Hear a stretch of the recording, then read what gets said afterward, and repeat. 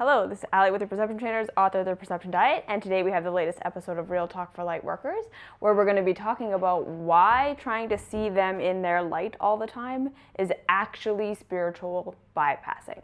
All right, so I get this question all the time, and especially being in the spiritual world and the self-help world and the self-improvement world that we all live in, right?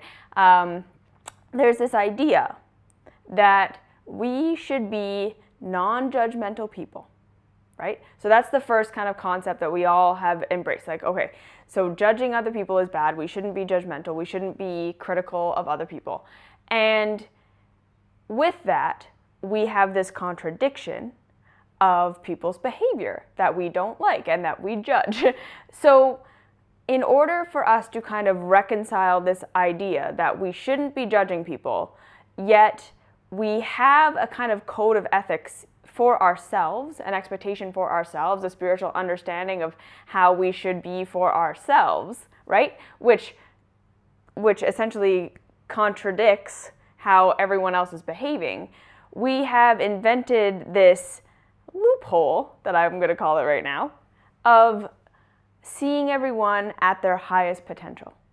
So rather than acknowledging that we really don't like their behavior, we're judging them. We think what they're doing is wrong. We think what they're doing is bad. We think what they're doing is harmful to themselves or others. We have a certain judgment of their character and their behavior that is based on our own ideals of what ideal character behavior is. We have decided that we're going to then project onto them this idea of them at their highest potential, so essentially what we're saying is, I'm going to ignore the way this person is acting right now. I'm going to push that aside. I'm not going to acknowledge the person that this person is currently being. And I'm instead going to see them as the projection of what I believe to be a good person would be. I'm going to project that onto them, pretend that they're acting that way, and treat them like that. Now, that in and of itself, the theory sort of makes sense, right? Because if we're going to then treat people like they're acting in our definition of their highest self, right? If we're going to treat them as though they're being honorable, they're being respectable, they're being these people that we would deem to be the light, obviously that's going to affect how we treat them, right? When we're judging someone as being wrong, bad, stupid, immoral, amoral, not behaving in the way that we have determined in our mind to be love and light, or highest potential, or unity consciousness, or whatever it is that or high consciousness, whatever it is that we're projecting our expectation onto them as being, if we're going to treat them like that, obviously there's going to be this desire in us to treat them poorly. We're going to want to reject them. We're going to want to belittle them, dismiss them, all of these things, judge them, right? If we're acting from this judgmental behavior, we know that that doesn't feel good. So what we've done is we've decided, okay, I don't want to act from this judgmental behavior, so I'm going to project that they are actually God just in this body, but I'm going to ignore the way that they're acting right now and just choose to project onto them what love and light is and treat them as though they're acting like that. And unfortunately, like I say, that sort of makes sense in that for a short period of time, that's going to affect the way that you treat people. You're definitely going to come across more loving. You're definitely going to come across more compassionate. You're definitely going to come across more understanding and less judgmental when you're behaving as though someone is behaving in a way that you would agree with versus acknowledging that they're behaving in a way that you don't agree with, right? However, this whole process is a giant spiritual bypass, okay? And I think just by me explaining it the way that I've explained it, you can probably already start to hear, yeah, that doesn't sound actually like something really true. That definitely sounds like there might be some holes in that theory, okay? So the first hole, number one, you are projecting onto people what you have deemed to be their highest potential. which we need to understand is a judgment, right? You are essentially saying how you are behaving right now is not your highest potential. I'm going to ignore the way that you're behaving because I personally find it offensive. And I'm going to project onto you that you're behaving this other way. And then you are worthy of my love, my non-judgment, my compassion, my acceptance. Right? And I think already you can see that that's not really true love or true compassion or true acceptance. That's saying, I'm going to pretend you're a different way, or I'm going to see you in a way that you're not behaving right now. Right? I'm going to ignore the person that you're being in order to love and accept you. That's not unconditional love. That's not true love. That's completely conditional love, and that's coming from a judgment.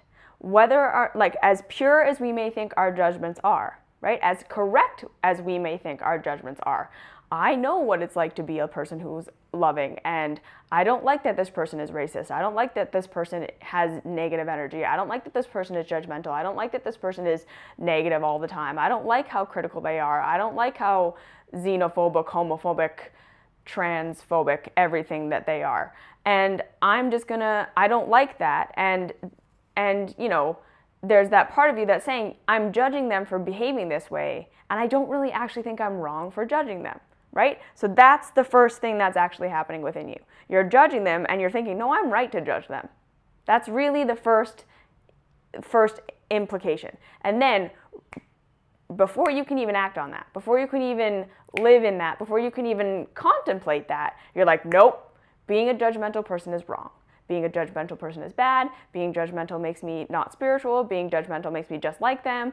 I can't be judgmental. But then there's still this contradiction between how they're behaving and what you consider to be love and light, which is what you would accept as acceptable behavior, and therefore something has to happen where you can accept this person in the moment for how they're being, and rather than shifting your perspective to a new perspective, you're going into spiritual bypassing and denial and saying, this person isn't really like this. Yeah? This isn't really who they are. They're just hurt, they're just wounded, they're just acting from their wounding. This isn't their real highest self, and I'm going to project onto them, like I've said a million times in this video already, what my version of their highest self would be, and I'm going to treat them like that. And what we're doing in that moment, okay, is, yeah, like we've already kind of touched on it. We're judging them. We're saying you're not in your highest potential. You're not in your light. You're not the light, which is already like a pretty harsh judgment, right? We're judging ourselves for perhaps having discernment, yeah? But because we're not allowing ourselves to have our discernment, to have our judgment, it turns into this really just dark, negative judgment. And I'm going to talk about this in a second. And this actually blocks us from being the person that we're actually trying to be here when we're just trying to accept them for how they are by projecting onto them something that they're not being right now, okay? So the first thing that I really want you to understand is that your judgments of people have a purpose, okay? Nothing is arising for no reason. There is no bad, wrong, terrible, horrible part of you that you need to get rid of. All right? So first things first, you have judgment of people. You have an ideal of what love and light looks like. You have a standard, and you are holding yourself to it. I'm going to guarantee you that. You judge yourself probably harder than you judge anybody else. You criticize yourself probably harder than you criticize anybody else for not living up to your own standard of what love and light is, right? Because you've got this very specific definition of what is acceptable behavior for someone who's spiritual or someone who's awakened or someone who's enlightened. And anytime you don't act in alignment with that behavior, you harshly criticize and judge yourself, or spiritually scapegoat or bypass and say, well, this isn't who I really am. It's fine. I'm just not going to acknowledge this part of myself, right? We're doing both of these two things within, and then we just project that onto the outside. So understand that every time you judge someone else, okay, it is a key for where you are not unconditionally loving yourself. All right? Every place you're judging someone else is a place where you have decided something within me is wrong. It is not okay to be the way that I am. I must reject myself. I must pretend I'm another way. I must see myself in a different view. I cannot acknowledge that this is how I'm behaving and that I am God at the same time, right? That's what's really happening. We're saying this is how God behaves. This is what love and light is. This is what ultimate potential is. And everything outside of that is wrong. Everything outside of that is bad.